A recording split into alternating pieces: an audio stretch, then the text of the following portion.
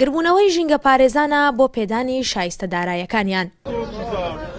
کوا موچەی ژینگە پارێزان ئەوە ئەو داواکاریە بوو کە بەدەنگی بەرز دەیانگوتەوە، لەگەڵیدا پێداگیریان کرد لەسەر بەردەوام بوون لە بایکۆتی کارەکانیان. ژینگە پارێزانی کۆمپانیەکانی پاکەرەوە ماوەی زیاتر لە 72 ڕۆژە شایستە دارایەکانیان پێنەدراوە و وەک خۆیان دەڵێن ئیتر ناتوانن بەرگە بگرن، هاوکات ئەوە دەخەنە ڕۆ. ئەوە کێشەی بەشی زۆری ژینگە پارێزانە لە شار و شارۆچکەکان.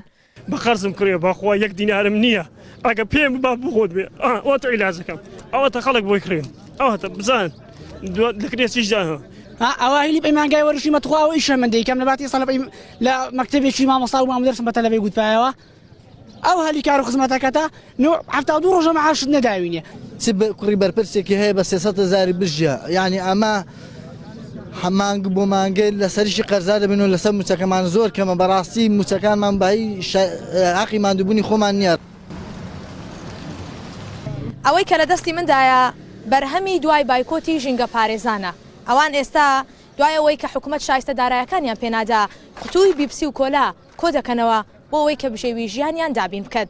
من ئێستا کامەرەیە نارتی دەبەمە ناو شەقام و کوچە و کۆڵانەکانی قەزای ڕانیە و دەڤەری ڕاپەڕین با ببینین لە دوای بایکۆتیم ژینگە پارێزانە چ دۆخێک لە دەڤەرەکە دروست بووە.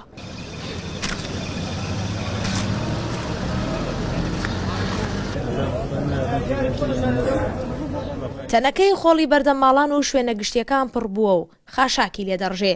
ئەمە دۆخی شەقام و کۆڵانەکانی ئیدارەی ڕاپەڕینە بە جۆرێک کە جیاواز لە ناشرنی دیمەنەکەی بۆنی ئەم زبڵ و خاشاکانە هاوڵاتیانی هەراسان کردووە. وەک دانیشتوان باسی دەکەن حکوومەتیش خۆی لێ بێئاگا کردووە و هیچ وڵامی ژینگە پارێزان ناداتەوە. سیمایەکی ناشرین بە شار دەبەخشێ و ناحیە دەبەخشێ، بە پارێزگا دەبەخشێ، بە لادێکان دەبەخشێت. سەرنجام ئەوەی کە تووشی نەخۆشی و دەدەسەری دەبێت تاک خۆیەتی و کۆمەلگا بەگشتی تووشی ئەم جۆرە کارەساتان دەبێت. لە سنووری ئیدارەی ڕاپەڕین لە کۆی کارکردنی دوو کۆمپانیای پاکەرەوە 626 ژینگە پارێز و بەدەیان سەرپەرشتیار و چاودێر و کارمەند کار دەکەن و لە ئێستادا مانیان گرتووە لە کارەکانیان و داوای خەرجکردنی شایستە دارایەکانیان دەکەن. خاوەنی کۆمپانیەکانی پاکەرەوەش هۆکارەکەی دەخەنە ئەستۆی حکوومەت کە پارەیان لایەتی و پێیان نادات تاوەکو موچەی ژینگە پارێزان خەرج بکەن. باخان تۆفیق NRT دەڤەری ڕاپەڕین.